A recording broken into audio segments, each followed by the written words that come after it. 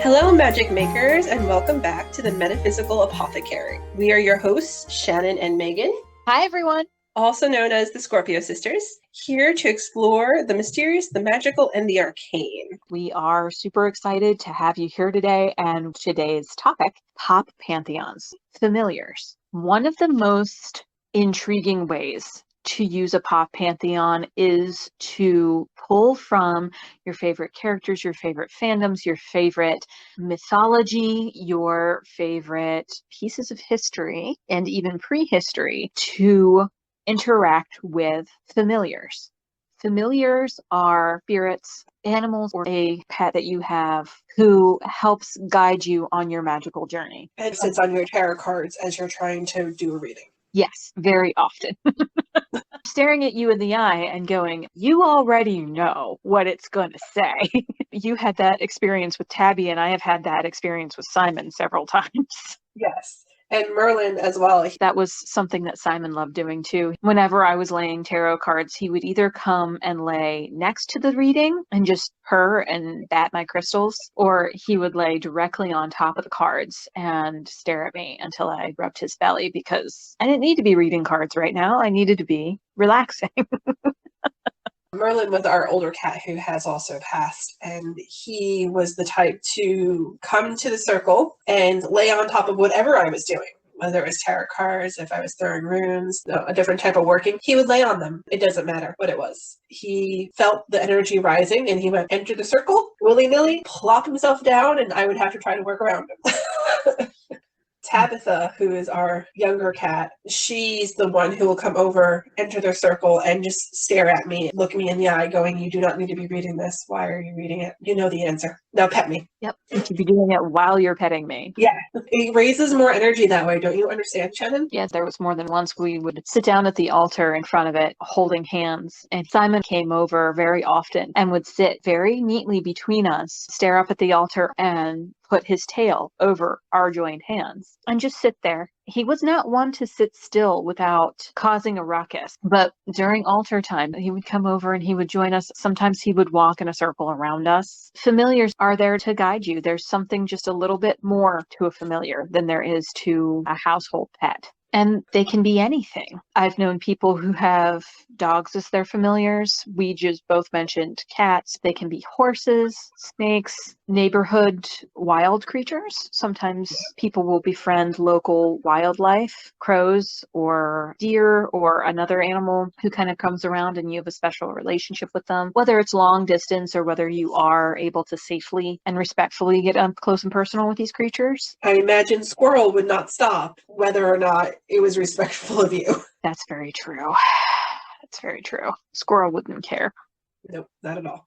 You're not able to have a physical animal present, whether it's directly inside your circle or in the vicinity of your circle. And there's no way to have that. You're living in an apartment, no pets allowed, no animals allowed. You have allergies that are severe, if not super severe, and you find the wildlife to be too dangerous to be within your circle vicinity and need to keep them away. Various dangerous reasons. There's a number of reasons why physical animal familiar guides may not be possible. That's when a fandom finding a familiar there actually comes in really handy. Pop Pantheon familiars is kind of like working with your archetype familiars, Pop Pantheon archetypes, except you're moving to work with one particular animal or beast-like creatures of different fandoms for a working, and you gravitate to that one more often than not. Might not be your only familiar, but you're gravitating towards one in particular most of the time. And that'll allow you to have a familiar relationship, just not with a familiar that happens to be on the same plane of existence as you at this point in time. You also have the opportunity, if it's a popular character, popular fandom, to have stuffed animals of this particular creature, animal, beast. So you can have a physical representation of that familiar without having the familiar animal in your vicinity. The first one that comes to mind is actually Pokemon. I love me some Pikachu. I love me some Squirtle. Pokemon is a perfect example of finding a particular creature, Pokemon, that best suits your personality, the way you work your magic, the reasons why you're working your magic in this moment in time. And you'll also have the opportunity to have figurines of those Pokemon. There's plenty of Pikachu stuffed animals. You have Pokemon cards and use to allow into your circle that would represent the familiar that you want to work with. Mm-hmm. I know someone who has a cat familiar, a physical cat familiar, but also has Pikachu as a pop pantheon familiar as well that they use off and on again. They have a bunch of figurines and stuffed animals. Mm-hmm. The thing about choosing a pop pantheon familiar too is that you can have beings and creatures that you identify with, that you love, that you feel have really good energy for the kind of practice that you have, that don't physically exist in our world. Pokemon are a good example of this. They don't physically exist in our world, but there are literally hundreds of these guys, and they have different forms.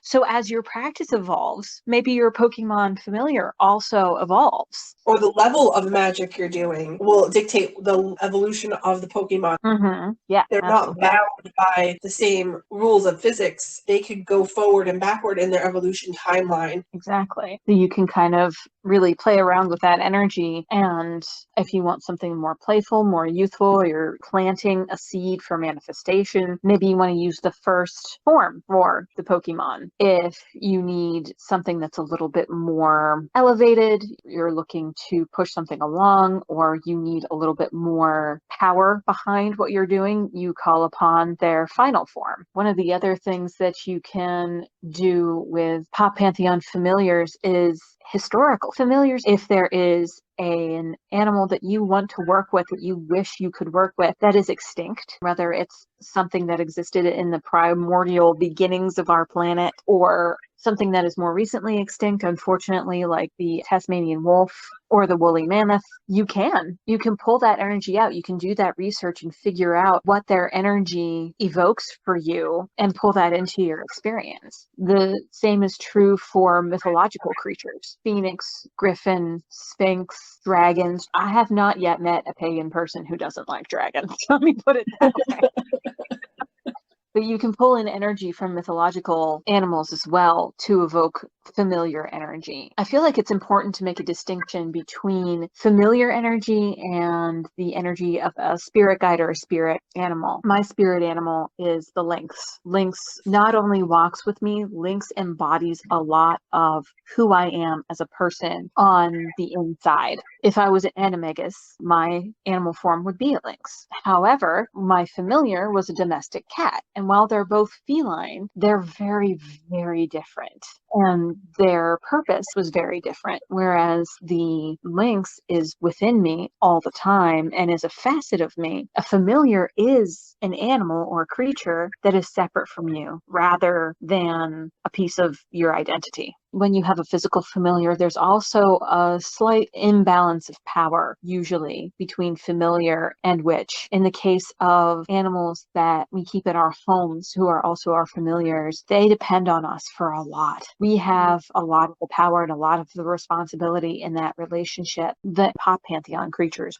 have an energy that they evoke. They have different characteristics that we can tap into, but they're not necessarily on the same level of sentience and consciousness that we are. That's not to say that they're not as sophisticated as we are. It's just very different.